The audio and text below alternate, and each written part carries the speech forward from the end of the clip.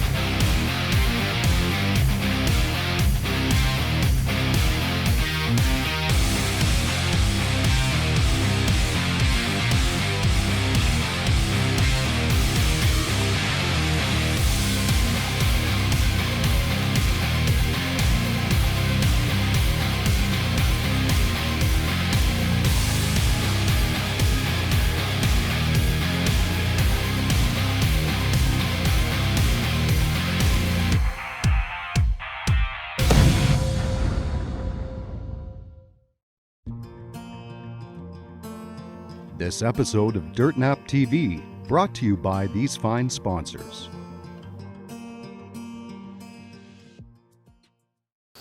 Alright, we finally got set up in the stand. We're in a 16-foot elevated stand with a pop-up blind on top. I set these up. We got 4 of them. We got set up in certain areas where we know the deer travel through. Open fields for the most part. I set them up so that, number one, I could film in the rain if we needed to. And also, my son Wyatt, young hunter, trying to get him to sit still for a while could be a challenge. So, at least in the blind, he's a little bit more concealed. I'll give you a quick view of what I'm like. Like I said, we're sitting over a cornfield now that hasn't been cut yet, and actually I bumped a deer on the way in. Looks like it was bedded about 50-60 yards away from where this platform is, which is unusual. I haven't seen a bed there before, but there's still lots of leaves on the trees, still lots of cover, so they can pretty much plop down wherever they want and feel pretty secure. Like I said, we're October the 15th. Getting to that time where they call it the October lull. I wanted to get out for a few sits just to make sure everything was working good. That way there, when crunch time does come, I'm ready to go.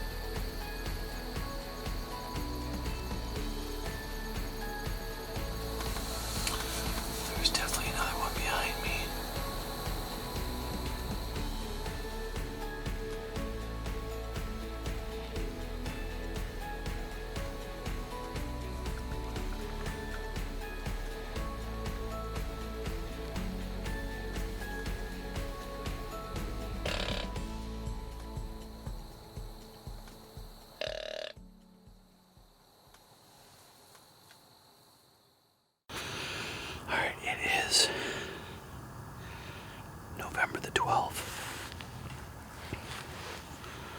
Afternoon sitting. It's about 20 after 3.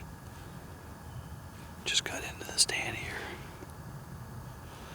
Nice and quiet. We got just a slight breeze where we want it, so. Although deer could come from anywhere from here. Saw a little 8-point buck this morning. Not a shooter. On the drive and walk in, all along the field edge here, there was scrapes and fresh does everywhere. I would think by now a lot of the does are in breeding mode.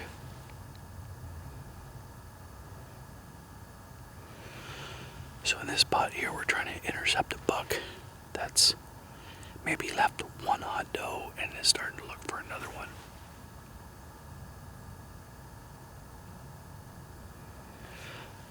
Does usually filter out of the bottom here, come up through this ravine, and work their way out to feeding. And a lot of the bucks will cross all the path that come out in order to try to intercept another hot doe. So hopefully we have a little bit more action than we did this morning. I was surprised. This morning was beautiful, but only seen that one little buck. This segment brought to you by Glory Knock, Lighted Knocks.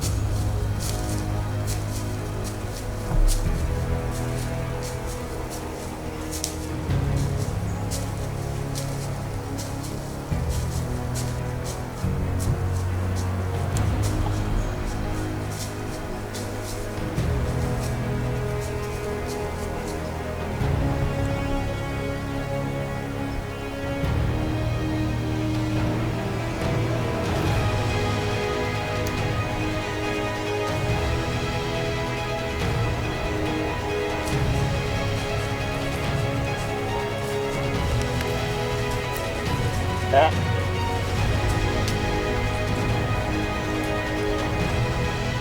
That.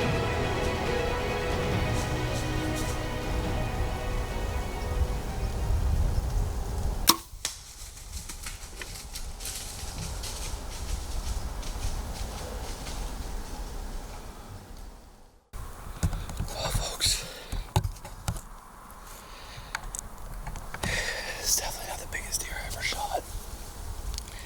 He's all broke up on one side, I think, but looked like he was a mainframe 10 at one point in time.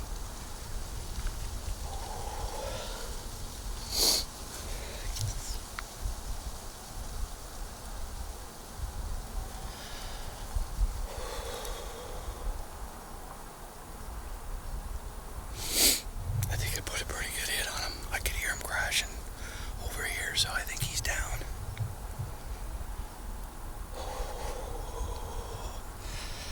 Not bad, my first buck on video, self-filming. Probably didn't get the greatest of footage, but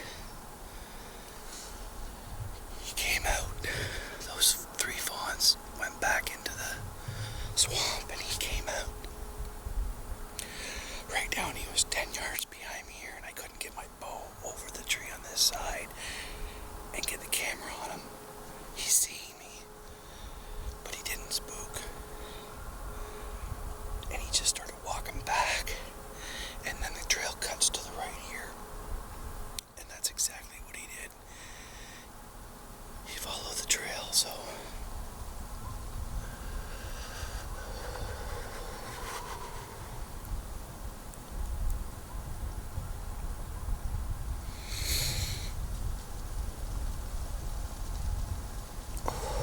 That's awesome. My guess is he didn't go more than about 60 to 80 yards. I see my loot not go right into him.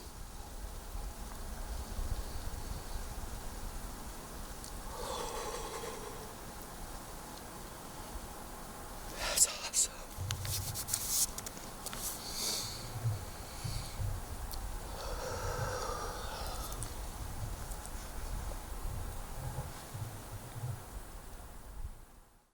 This segment brought to you by Elite Archery, makers of the world's most shootable bows. There's some dried blood on the log. Definitely came up through here. There's some blood there. More there.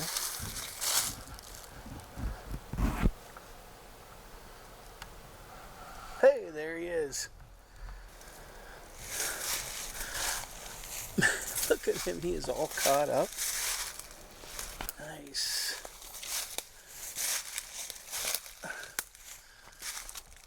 Awesome. Look at that. Wow. 1, 2, 3, 4, 5, 6, 7. Looks like you got one, no, nothing. Maybe we'll call him an 8-pointer. Like I said, big old mature deer though, which is my main goal. Alright, well, as you can see, we found this guy, got him out on the trail here, and we're just going to get him ready to get him gutted and tagged and get him out of here.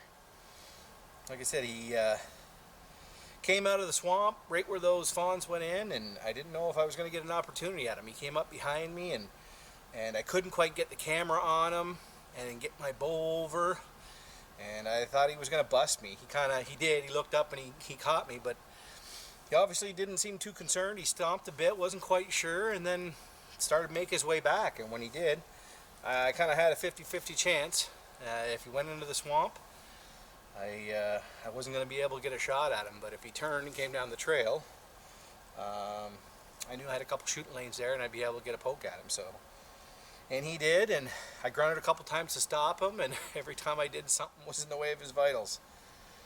Except for the last time, he finally turned and kind of quartered to me again, and that time I was already at full draw and ready to let the arrow fly, so it worked out all right. Nice mature buck. Like I said, he's 6 on one side and 2 on the other, so had an injury at one point in time or what, but he doesn't even have anything broken off. It's just nothing there. So, but like I said, I'm not too concerned about that. It's a big old mature buck. Maybe, I'm going to guess probably 3.5, 4.5, maybe even more. We'll have to have a look at his teeth and see. But we were a little late getting in this morning. I had my buddy Scott Gilchrist out hunting with me this morning, so he's never been to this farm before, so I wanted to make sure he got set up properly. Sun's just coming up, and it's a beautiful morning. Sunny, -4 degrees Celsius. Couldn't ask for anything nicer.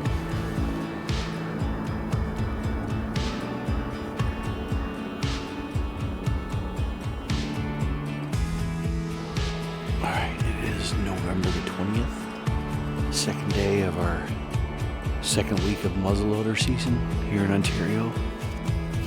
As you can see, I just got in, set up, and I had some does and fawns come through.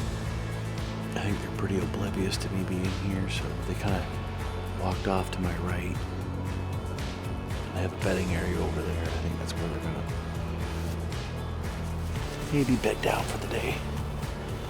This stand, you can always get action anytime through the day. It's kind of a travel corridor between bedding areas as well as some of the different feeding areas. Nice blanket of snow on the ground. Should make them a little easier to see coming.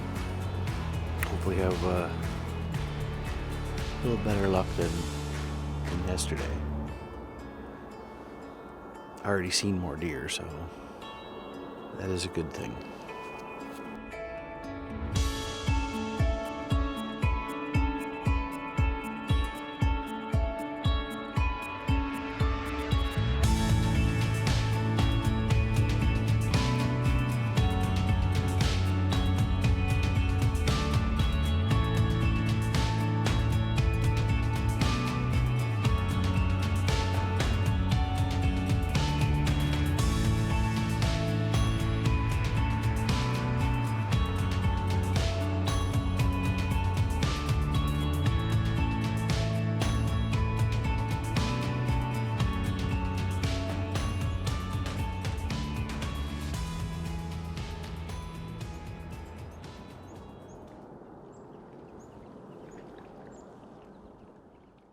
This segment brought to you by Black Eagle, the best precision carbon arrows. All right, it is Thursday, November the 22nd. We're on the 4th day of our Southwestern Ontario muzzleloader hunt. We've had our opportunities if we wanted to harvest the doe, kind of holding out for a decent buck, but we're getting down to the nitty gritty, so she's been a cold week, but they're calling for warmer weather tomorrow. South wind, which will help us out, give us way more options.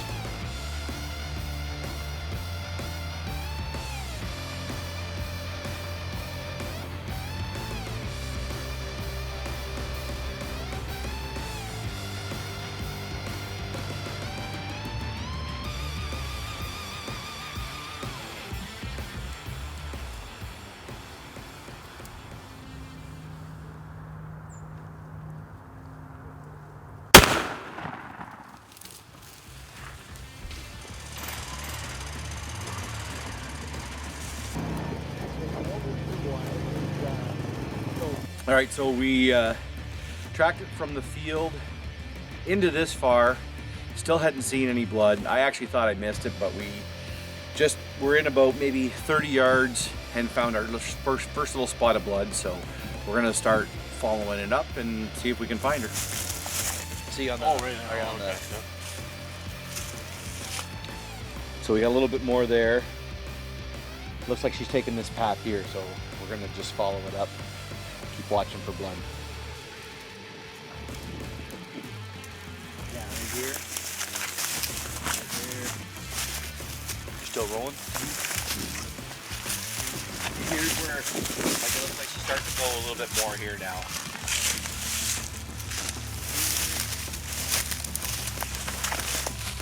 That's how you can tell almost which way she's going because of the way the blood.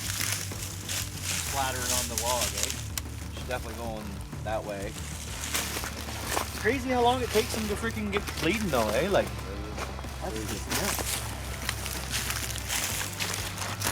pretty easy tracking now. We can see she's leaving a really good blood trail.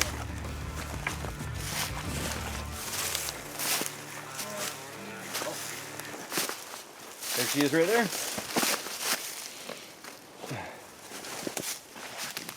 Nice big doe.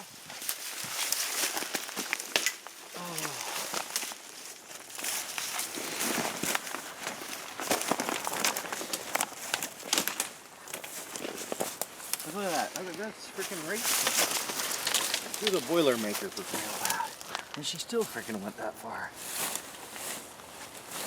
Oh. Alright, so we got her found here. Like I said, she might have went maybe 75 yards total. Like I said, I originally from the original shot, I thought I missed her. Like, she took off running. I thought for sure she would have dropped right there, but so happy to get her, and we got meat in the freezer. This episode of Dirt Nap TV brought to you by these fine sponsors. Well, I hope you enjoyed this week's episode. Be sure to follow us on Facebook at Dirt Nap TV and Instagram at Dirt Nap Outdoors TV. If you like this week's episode or any of our other ones, be sure to check us out on YouTube as well. Thanks for watching. See you next week.